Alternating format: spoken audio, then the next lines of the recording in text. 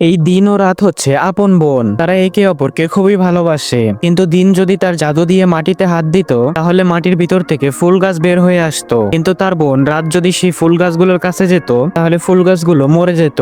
যার কারণে তারা দুই বোন কখনোই এক হতে পারতো না। তবুও দিন সাহস করে রাতের দিকে হাত বাড়িয়ে দেয়, যার কারণে তার হাত পাথরের মতো হতে শুরু করে। কিন্তু সময় থাকতেই দিন জাদু দিয়ে তার হাত ঠিক করে ফেলে, যেটা দেখতে পেয়ে রাত তার বোনের থেকে অনেক দূরে পালিয়ে যেতে শুরু করে। এই জন্য দিন তার বোনকে খুশি করার জন্য অনেক বড় একটি ফুল ফুটিয়ে দেয়। কিন্তু রাত যখন সেই ফুলটিকে নেওয়ার চেষ্টা করে, তখনই সেই ফুলটি মারা যায়, যেটা দেখে দিন তার জাদু দিয়ে আবারও একটি ফুল ফোটায়। এরপর রাত যখন সেই ফুলটাকে স্পর্শ করে, তখন সেই ফুলটা অনেক সুন্দরভাবে ফুটে ওঠে, যা দেখতে পেয়ে দিন তার বোনকে আরো বেশি খুশি করার জন্য অনেকগুলো ফুল ফুটিয়ে দেয়, যার ফলে রাতের দুনিয়াটা অনেক বেশি সুন্দর হয়ে ওঠে। কিন্তু তখনই রাতের মাথায় একটি আইডিয়া আসলে সে তার সব শক্তি দিয়ে দিনের দুনিয়া ও রাতের দুনিয়া এক করে ফেলে, যার ফলে পুরো দুনিয়াটা আরো বেশি সুন্দর হয়ে ওঠে। এই জন্য তারা দুই বোন এখন থেকে একসাথে মিলেমিশে থাকতে পারবে।